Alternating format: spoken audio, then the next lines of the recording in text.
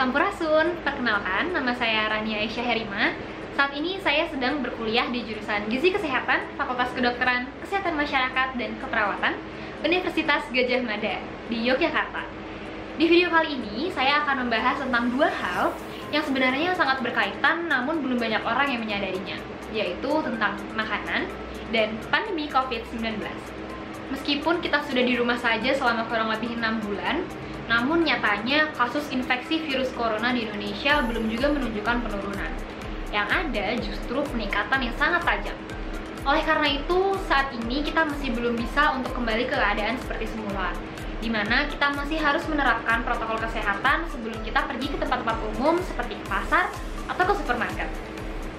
Bahkan beberapa kasus infeksi corona di Indonesia ini paling banyak terjadi di pasar tradisional. Oleh karena itu, kita dianjurkan untuk menyimpan bahan makanan yang awet supaya kita tidak sering-sering untuk pergi keluar rumah, terlebih lagi ke pasar tradisional. Selain itu, pola makan selama di rumah saja juga tetap harus dijaga supaya tetap sehat dan bergizi, agar sistem imun kita selalu dalam kondisi prima. Nah, salah satu contohnya adalah dengan meningkatkan konsumsi buah dan sayuran. Tapi buah dan sayur kan merupakan bahan makanan cepat busuk. Gimana caranya ya kita bisa menyimpan mereka setidaknya selama 2 minggu supaya kita tidak terlalu sering keluar rumah. Nah, saksikan terus video ini untuk mengetahui beberapa tips mudah yang bisa kita lakukan untuk menyimpan buah dan sayur selama pandemi. Nah, sebelum kita masuk ke tips-tips menyimpan buah, perlu kita ketahui bersama bahwa buah itu memproduksi sebuah zat yang berupa gas, yang dimana dia itu bisa mempercepat pematangan atau pembusukan buah itu sendiri. Nama zat itu adalah gas etilen.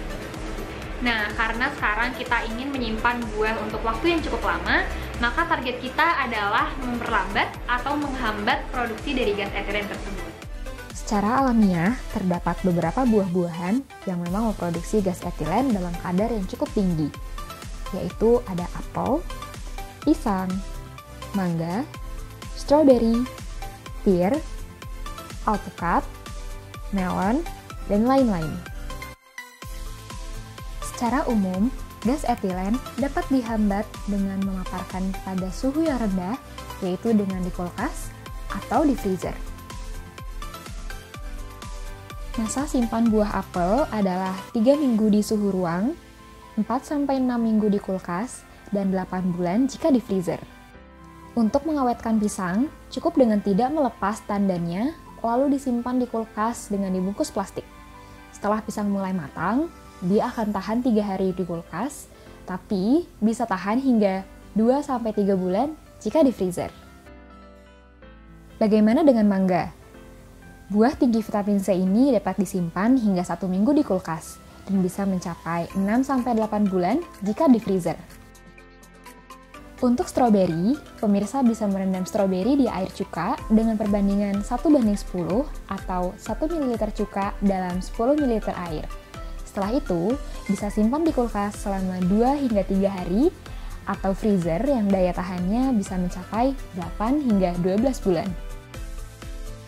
Untuk alpukat, ia akan semakin cepat busuk sekalinya ia mulai matang. Setelah itu, ia hanya bisa bertahan 3-4 hari di kulkas. Maka sangat disarankan untuk membeli alpukat sejak masih belum matang supaya bisa disimpan lebih lama. Tahukah pemirsa, melon akan semakin cepat busuk setelah dipotong. Maka disarankan untuk menyimpan di freezer untuk ketahanan hingga 1 bulan. Namun yang jadi catatan penting untuk menyimpan buah adalah sebaiknya kita pisahkan buah-buah yang tadi kita bahas dari bahan makanan lain. Karena gas etilen yang diproduksi tadi dapat mempercepat pembusukan bahan makanan lain yang tentunya sangat merugikan. Jadi sebaiknya buah-buahan tadi disimpan di dalam wadah plastik sendiri, lalu baru kita masukkan ke dalam kulkas atau freezer. Nah, itu dia tadi tips-tips mengenai penyimpanan buah. Lalu bagaimana dengan sayur? Apakah sama? Mari kita lanjutkan menonton video ini. Sayur akan sangat baik jika kita simpan dalam lemari pembeku atau freezer. Namun tentunya dengan pengolahan khusus sebelum akhirnya kita simpan. Dalam pengolahan makanan, dikenal sebuah teknik bernama teknik blansir, di mana kita merebus sayuran ke dalam air mendidih selama 2-5 menit. Setelah itu kita tiriskan, lalu pindah ke wadah, barulah kita masukkan ke dalam freezer. Nah, keuntungan dari teknik balancing ini, dia akan mempertahankan pigmen-pigmen alami yang ada di sayuran sehingga warnanya tetap mencolok dan juga vitamin dan mineralnya tetap terjaga. Contoh beberapa sayuran yang baik kita awetkan dengan metode tersebut antara lain adalah kacang panjang, sayur-sayuran dengan daunan warna hijau, lalu wortel, jagung, dan juga kembang kol.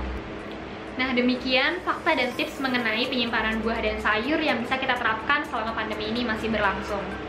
Ingat, selain cuci tangan, menggunakan masker dan menjaga jarak, makan makanan bergizi juga merupakan salah satu protokol kesehatan yang bisa menghindarkan kita dari penularan virus corona ini. Terima kasih sudah menonton dan jangan lupa untuk subscribe channel kami dan tonton video lain di channel YouTube KKN UGM Sadong Hilir. Hatur nuhun.